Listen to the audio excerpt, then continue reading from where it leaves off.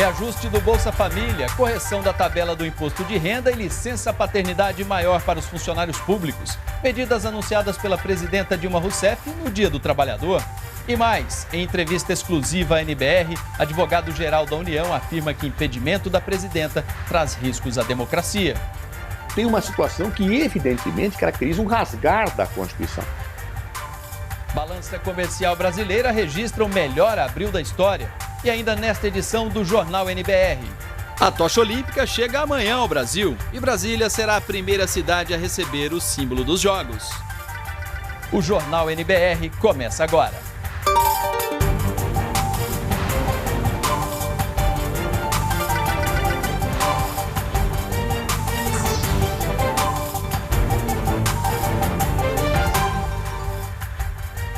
Boa noite. Reajuste do Bolsa Família, correção da tabela do imposto de renda e licença paternidade maior para os funcionários públicos. As medidas foram anunciadas pela presidenta Dilma Rousseff neste domingo, na comemoração do Dia do Trabalhador em São Paulo.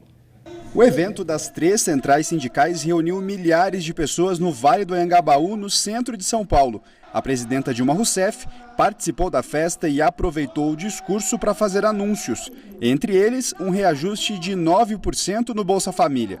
Hoje, aproximadamente 14 milhões de famílias recebem em média R$ 164 por mês, segundo o Ministério do Desenvolvimento Social. Nós estamos autorizando um reajuste no Bolsa Família que vai resultar em um aumento médio de 9% para as famílias. Quero lembrar que esta proposta não nasceu hoje, ela estava prevista desde quando nós enviamos, lá em agosto de 2015, o orçamento para o Congresso. Essa proposta foi aprovada pelo Congresso e, diante do quadro atual, nós tomamos medidas que garantem um aumento na receita deste ano e nos próximos para viabilizar esse aumento do Bolsa Família. Tudo isso sem comprometer o cenário fiscal que eles gostam muito de dizer que nós comprometemos. Outra medida anunciada é a correção em 5% na tabela do imposto de renda da pessoa física para 2017. Hoje, quem ganha até R$ 1.903,98 por mês não paga imposto de renda na fonte. Esse valor seria ampliado para perto de R$ 2.000. Ou seja, quem ganha menos ficaria liberado de pagar o tributo. A presidenta também anunciou a contratação de pelo menos 25 mil moradias do Minha Casa Minha Vida em entidades, com os movimentos do campo e das cidades. Falou também sobre a criação do Conselho Nacional do Trabalho, com representação dos trabalhadores, empresários e governo. E disse ainda que o governo estuda ampliar a licença paternidade para funcionários públicos de 5 para 20 dias. Nós também estamos propondo a ampliação da licença paternidade para os funcionários públicos, que é para quem nós temos essa competência. Ao invés de 5, gozar 20 dias. Com isso, nós estamos incentivando os homens funcionários públicos desse país a ajudar as mulheres. A presidenta Dilma destacou no discurso a política de valorização do salário mínimo, que se tornou lei em 2007 e garantiu aumento real de 76% na renda do trabalhador brasileiro. Todos os ganhos que nós tivemos nos últimos anos com o governo do presidente Lula e com o meu. É sobre isso que se trata, defender um projeto. O salário mínimo valorizado como ele foi no governo Lula e Dilma, ele, por exemplo, pega para as pequenas cidades, para as cidades medianas, uma extraordinária representatividade.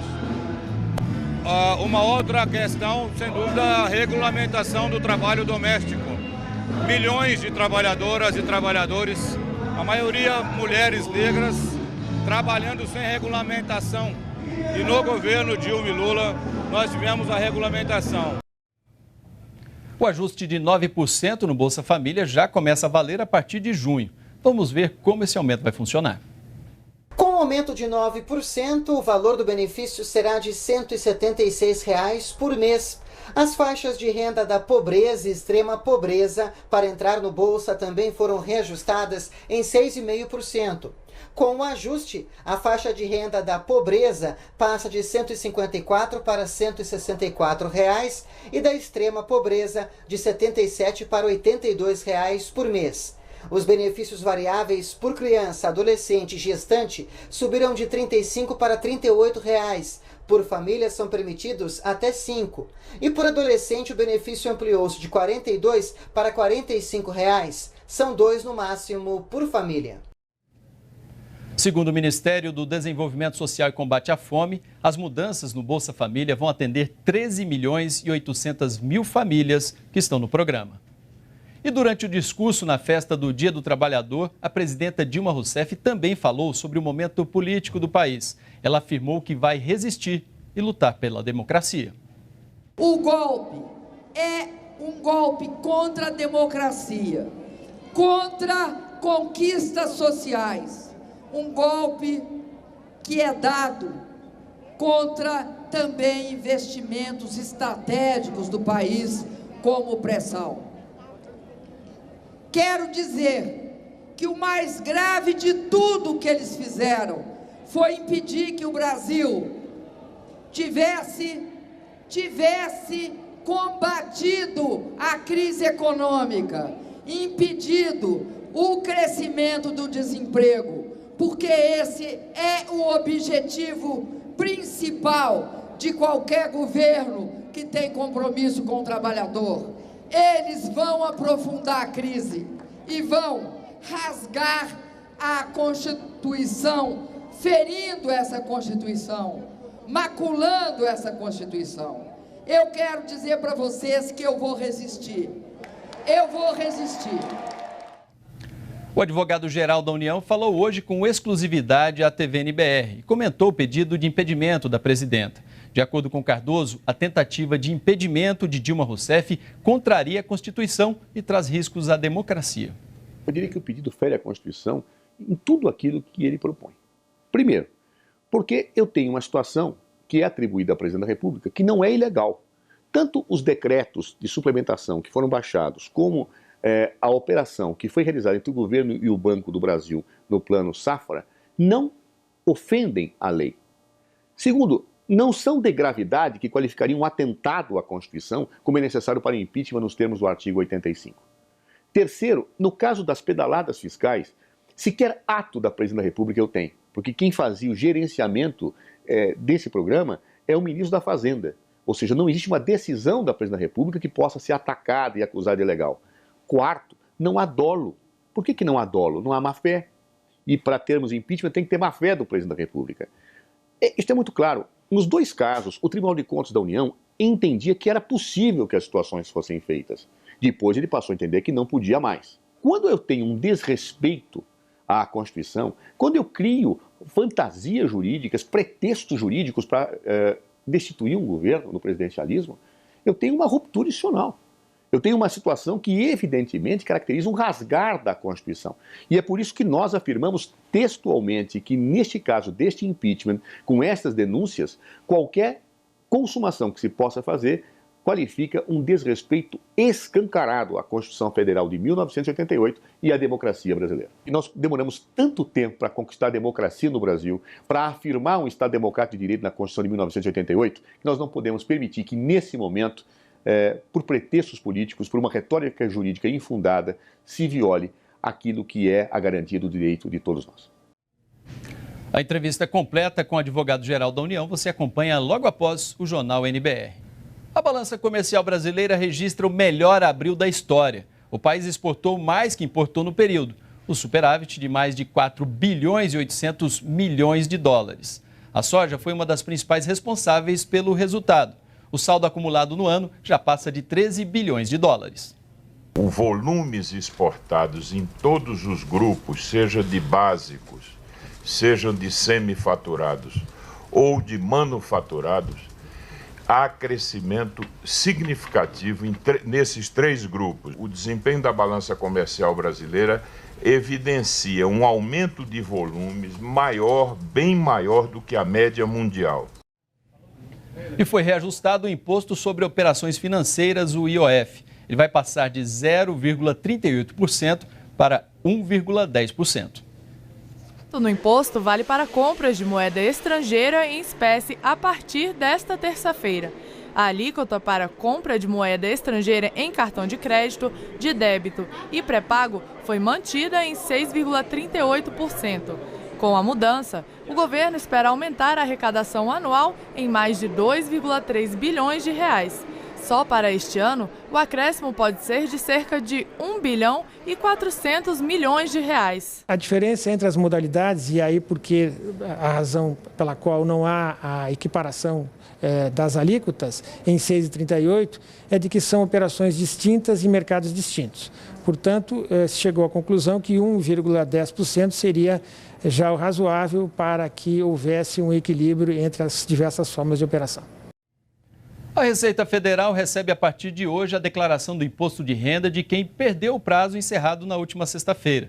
Essas pessoas terão que pagar uma multa de R$ 165,74 ou de 1% do imposto devido por mês de atraso, prevalecendo aí o maior valor. A multa máxima pode chegar a 20% do imposto devido. Quase 28 milhões de contribuintes enviaram a declaração. O pagamento das restituições começa em 15 de junho e vai até 15 de dezembro. E uma ação quer ajudar instituições públicas a prevenir e combater casos de corrupção. É o PROFIP, Programa de Fomento à Integridade Pública, lançado pela Controladoria Geral da União. A adesão à iniciativa é voluntária e a primeira a colocar em prática será a própria AGU. Além de você punir as pessoas que se envolvem em corrupção, e aí eu falo tanto das pessoas físicas como das empresas, você tem também que deixar algum legado, ou seja, tem que produzir alguma coisa que venha a modificar a realidade que você tem hoje. E, na nossa opinião, a forma de tentar mudar esse quadro de frequentes casos de corrupção no país não é só combatendo, mas também prevenindo. E programas de integridade, seja empresa privada, seja empresa pública, no mundo, têm demonstrado que são capazes de reduzir a corrupção. Só uma correção, a primeira a colocar essa medida em prática será a CGU, a Controladoria Geral da União. E hoje a Comissão Especial do Senado, que analisa o processo de impedimento da presidenta Dilma Rousseff, ouviu especialistas indicados pela oposição. Ao vivo, o repórter Ricardo Carandina tem os detalhes. Boa noite, Carandina. Olá, José Luiz, boa noite a você e a todos. Bem, na intervenção que fez na reunião da comissão, a senadora Fátima Bezerra, do PT do Rio Grande do Norte, disse estar cada vez mais convencida de que o pedido de impedimento contra a presidenta Dilma Rousseff não se sustenta, porque, segundo ela, os 3 técnicos que compareceram hoje à comissão não conseguiram provar que a presidenta cometeu crime de responsabilidade. De acordo com a senadora, a edição de decretos de abertura de crédito suplementar está amparada pela Lei de Diretrizes Orçamentárias e por um projeto de lei aprovado pelo Congresso Nacional. E os repasses para bancos públicos para a concessão de créditos a agricultores foram adaptados à norma depois da mudança de entendimento do Tribunal de Contas da União no ano passado. Além disso, um dos técnicos presentes à reunião, representante do Tribunal de Contas, acabou reconhecendo que no ano de 2015, que é o período em análise no pedido de impedimento, o governo não atrasou repasses para a Caixa Econômica Federal. O senador Teomário Mota, do PDT de Roraima, lembrou ainda que um dos decretos de abertura de crédito suplementar foi editado justamente para atender a um pedido do próprio Tribunal de Contas da União, que depois foi considerar essa prática irregular. O líder do governo no Senado, o senador Humberto Costa, disse que a discussão se tornou política por falta de argumentos técnicos da oposição. Ele afirmou ainda que os argumentos usados no pedido de impedimento da presidenta são frágeis. O que aconteceu em 2015, nem o Tribunal de Contas da União tem uma posição, menos ainda o Congresso Nacional, que é quem julga as contas. Então, na verdade, foi aceito pela Câmara os argumentos para a abertura do impeachment, mas são absolutamente frágeis esses argumentos. E nós entendemos que não houve nenhum tipo de fraude, não houve nenhum tipo de crime. A presidenta da República tomou atitudes que já foram tomadas por ela própria e por outros presidentes em outros momentos, e essas atitudes não foram criminalizadas, mas agora isso veio a se tornar motivo para a abertura do processo de impedimento. E agora há pouco, na reunião da comissão, o senador Lindbergh Farias, do PT do Rio de Janeiro, informou que a Advocacia Geral da União vai entrar com um pedido para solicitar a troca do relator aqui na comissão. Senadores da base aliada não concordam que o relator seja o senador Antônio Anastasia, do PSDB, por entender que este, o principal partido de oposição, deu entrada no pedido de impedimento e não poderia ter também a relatoria do caso. Amanhã a comissão vai ouvir especialistas indicados por senadores da base aliada. José Luiz. Obrigado, Carandina. Carandina com informações ao vivo do Senado Federal. E o Ministério da Saúde informou hoje que a vacina contra a gripe é suficiente para atender a todo o público-alvo da campanha, que vai até o dia 20 deste mês. Foram compradas cerca de 54 milhões de doses da vacina para imunizar quase 50 milhões de pessoas. Mais de 500 mil estudantes fizeram o primeiro simulado online do Enem. O teste foi prorrogado e ficou disponível também no domingo. Quem perdeu vai ter outra chance no próximo fim de semana. O teste teve duração de 4 horas, com 80 perguntas. O resultado sai na hora e mostra como seria a classificação do aluno no Enem. Quase 2 mil estudantes que não têm acesso à internet fizeram a prova em locais físicos, disponibilizados pelo Ministério. O número de participantes ficou bem acima do esperado pelo MEC. Nós tivemos 554.116 participantes nesse primeiro simulado. Nós estávamos esperando 280 mil. Nós vamos reabrir o simulado, este simulado, no próximo sábado e domingo. Todos os alunos, e mais, não só para os concluintes, para todos os interessados em fazer o Enem, poderão fazer o simulado no próximo final de semana, sábado e domingo. Tá aí mais uma oportunidade. E a partir de hoje, os alunos também vão contar com o Mecflix, que traz mais de 1000 videoaulas e exercícios, e ainda com Hora do Enem, um programa diário transmitido por mais de 40 canais, entre eles aqui a NBR. Para acessar os serviços, basta entrar em tvescola.mec.gov.br. Eu vou repetir, tvescola.mec.gov.br. O ministro da Educação também anunciou hoje o Hora do PISA. O PISA é uma avaliação internacional de ensino básico e a próxima edição no Brasil será em 2018. A tocha olímpica chega amanhã ao Brasil. No caminho do símbolo das Olimpíadas, vamos à região sudeste, ver como está a preparação em Belo Horizonte, Minas Gerais, e Vitória e Vila Velha, no Espírito Santo.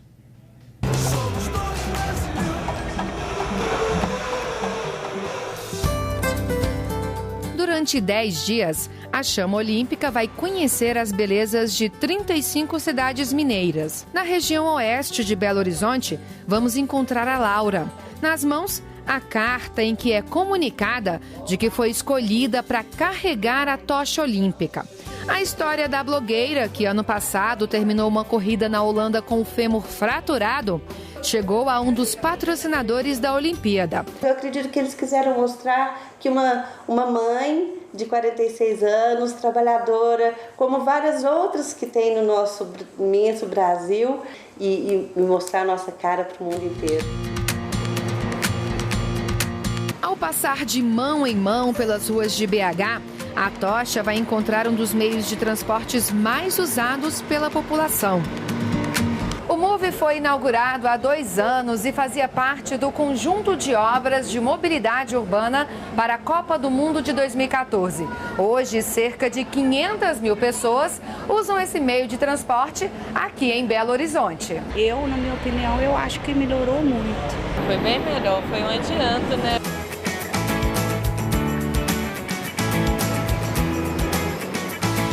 É no Centro de Treinamento Esportivo que encontramos a potiguar Joana Neves. Ela está mais próxima do pódio olímpico, mas para chegar até aqui, teve de superar as dificuldades impostas pelo nanismo.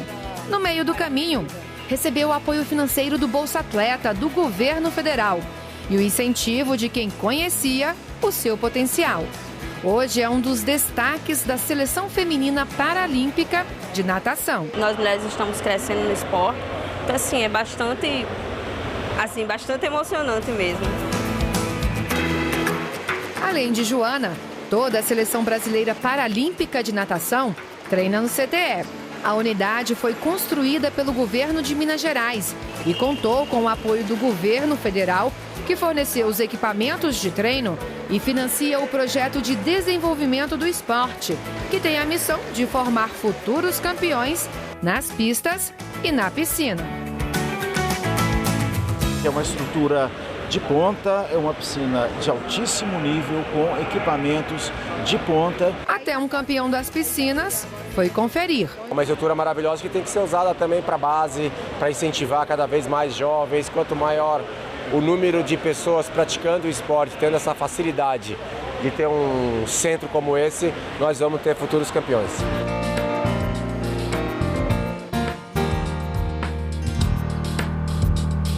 No caminho da tocha olímpica também vai estar a Pampulha.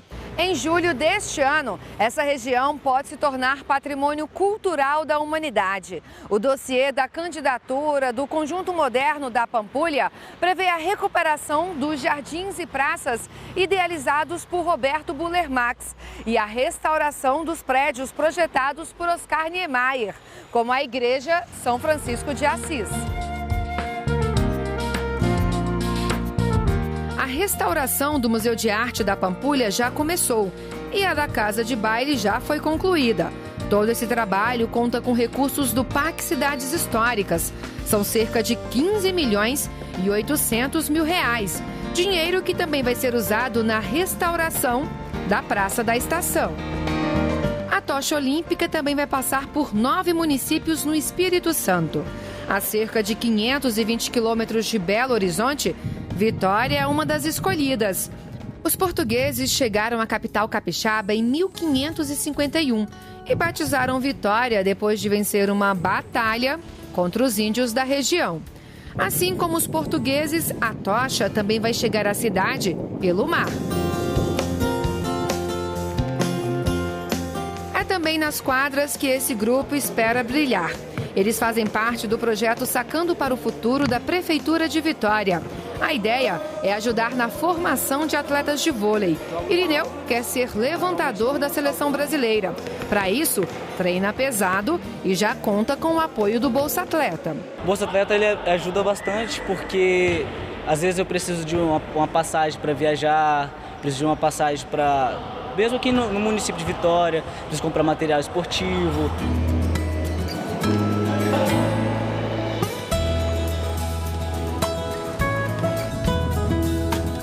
Separada de Vitória por uma ponte de 3 quilômetros e 300 metros de extensão, está a Vila Velha, município com mais de 470 mil habitantes e que também vai receber a tocha olímpica. Aqui nasceu o Espírito Santo, em 1535. A vila ficou velha depois que os portugueses, fugindo dos índios, saíram rumo à Vitória. Ao chegar à Vila Velha, a tocha olímpica vai percorrer 13 quilômetros. Na Praça Almirante Tamandaré, a tocha olímpica vai se despedir de Vila Velha. Aqui ela vai encontrar uma das igrejas mais antigas do país, a Igreja do Rosário, construída em 1535 e que também é patrimônio histórico e cultural do Brasil. Mas antes de ir embora, a tocha vai encontrar a Natália, representante do Brasil na Rio 2016. É a primeira vez da ginasta numa Olimpíada, que está ciente da responsabilidade de defender o país em casa. Ela, que também recebe o Bolsa Atleta, acredita que a competição é uma oportunidade para o Brasil.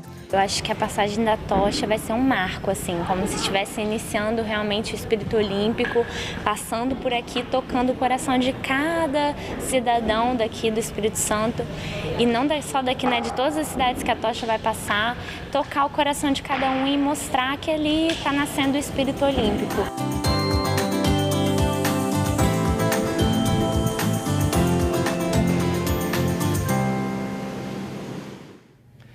Cidades prontas, expectativa grande, mas será Brasília a primeira cidade a receber a chama olímpica.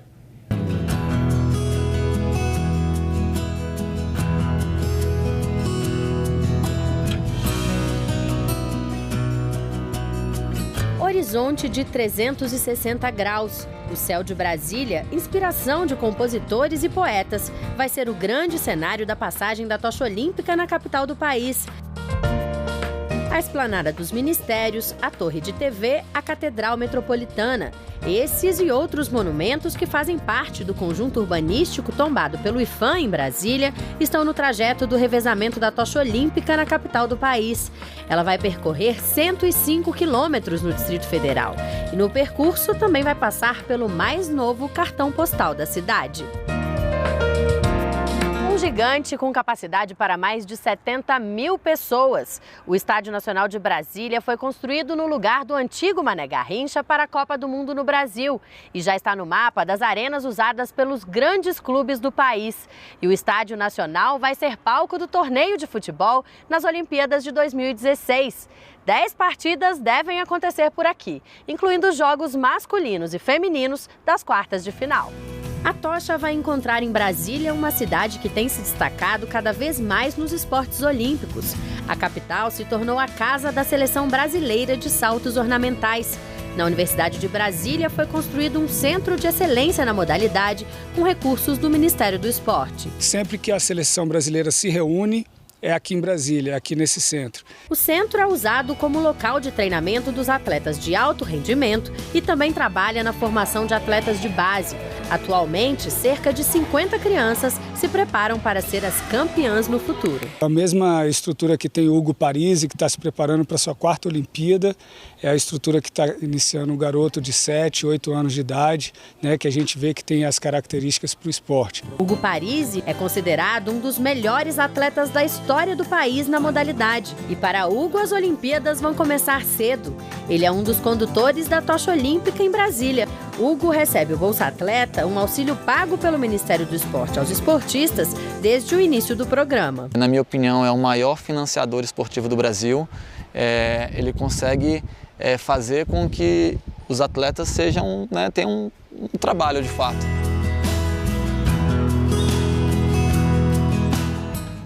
É amanhã aqui em Brasília. O Jornal NBR fica por aqui. Outros detalhes sobre os serviços e as informações do governo federal você encontra no Portal Brasil.